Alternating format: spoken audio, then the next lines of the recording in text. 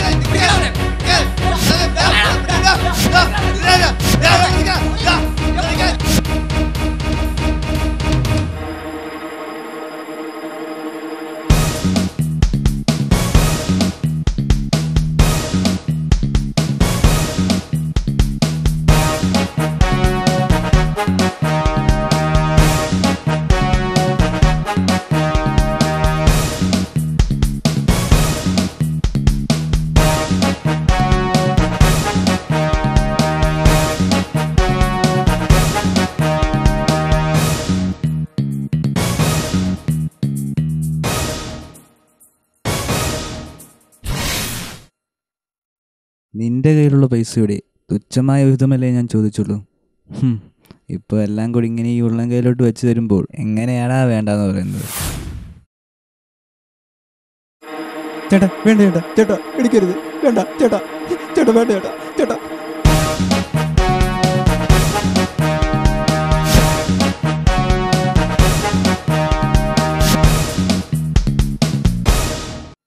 ചേട്ടാ എൻ്റെ അച്ഛൻ ചോര നീരാക്കി ഉണ്ടാക്കിയ കാശ അതിങ്ങനെ തട്ടിയെടുത്തോണ്ട് പോകുന്നത് ദൈവം പോലും പൊറുക്കില്ല. ഇത് ഞാൻ തട്ടിയെടുക്കുന്നതല്ലടാ, നീ എന്നെ കൊണ്ട് തട്ടിയെടുപ്പിക്കുന്നതാ.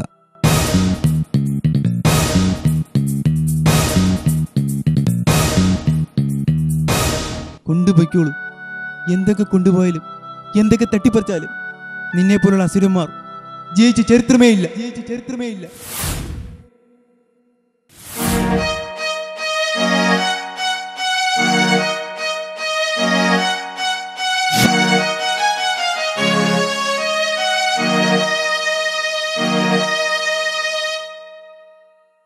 എടാ വിഷ്ണു, ക്ലാസ്സിന് ബുധനാഴ്ചയുള്ളൂ, നമുക്ക് നമ്മുടെ ക്യാമ്പസൊക്കെ ചുറ്റി കണ്ടാലോ? ചുറ്റിക്കാണുന്നതുകൊണ്ടൊന്നും കുഴപ്പമില്ല, പക്ഷേ നമ്മൾ ഫസ്റ്റ് ഇയേഴ്സ് ആണെന്നുള്ള ബോധം എപ്പോഴും വേണം.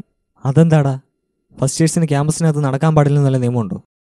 ഇവിടുത്തെ നിയമങ്ങളും ചട്ടങ്ങളും ഒക്കെ നിർമ്മിക്കുന്നത് നീ വിചാരിക്കുന്ന ആളുകളല്ല, അതുവഴിയെ മനസ്സിലാവും.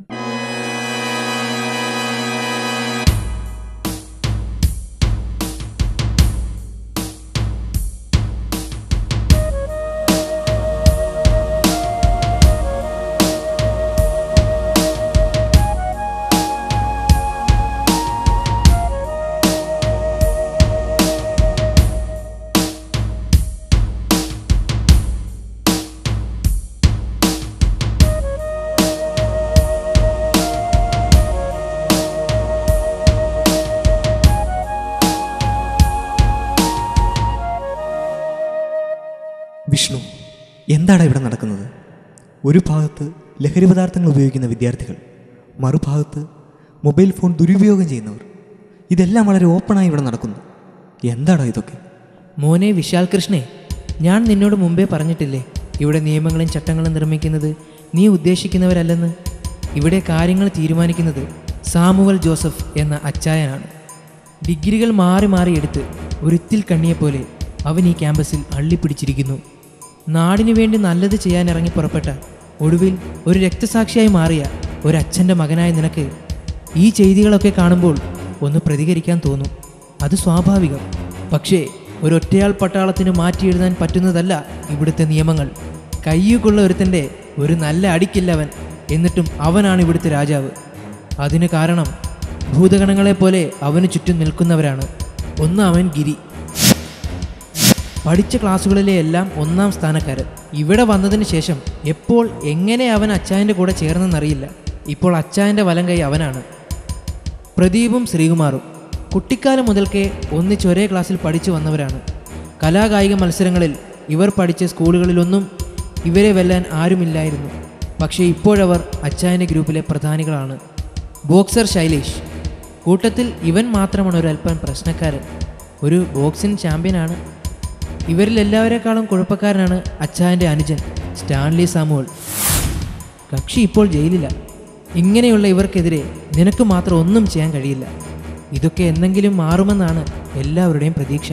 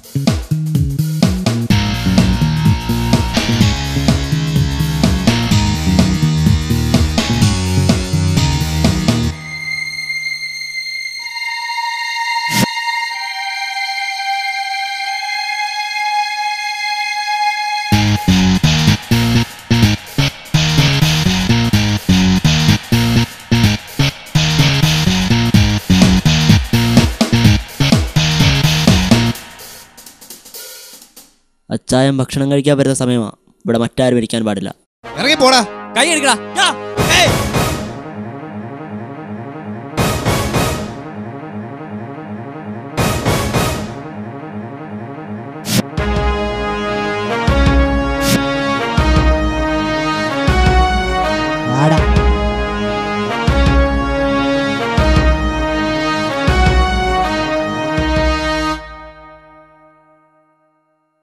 താനെന്തോടെ കാണിച്ചേ?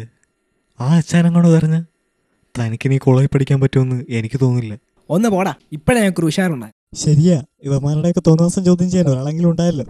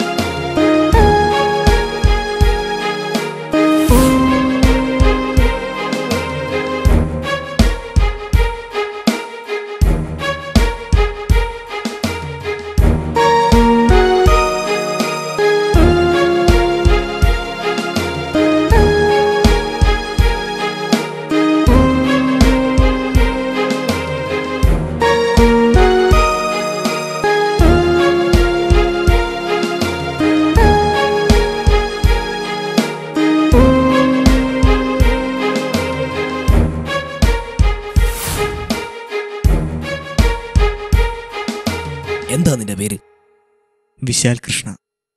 നീ ഇവിടെ പഠിത്തം തുടങ്ങിയതല്ലേ ഉള്ളൂ, അപ്പോഴേക്കും അഭ്യാസങ്ങൾ കാണിച്ചു തുടങ്ങി. എൻ്റെ ചെറുക്കൻ്റെ ദേഹത്ത് കൈവയ്ക്കാൻ കാണിച്ച നിന്റെ ധൈര്യം, അതും കൊണ്ട് ഒന്നുകിൽ നിനക്ക് ഈ കോളേജിന് പുറത്തു പോകാം, അല്ലെങ്കിൽ ഐ നീഡ് യു, നിനക്ക് എൻ്റെ കൂടെ നിൽക്കാം. നീ ഒരു നല്ല തീരുമാനം എടുക്ക്.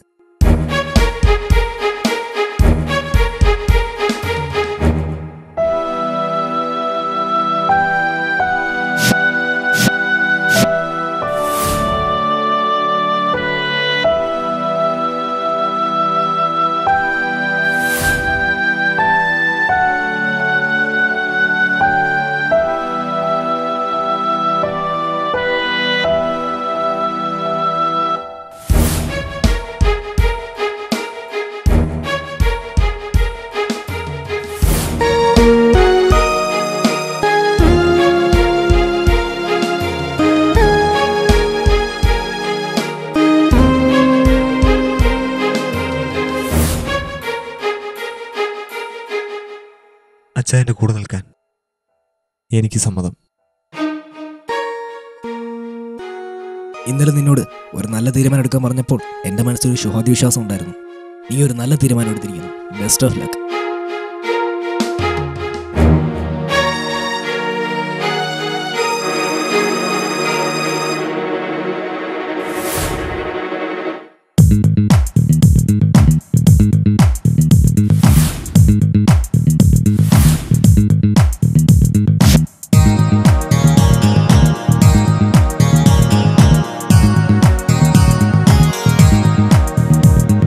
ഇവനെ കൂടെ നിർത്തണോ?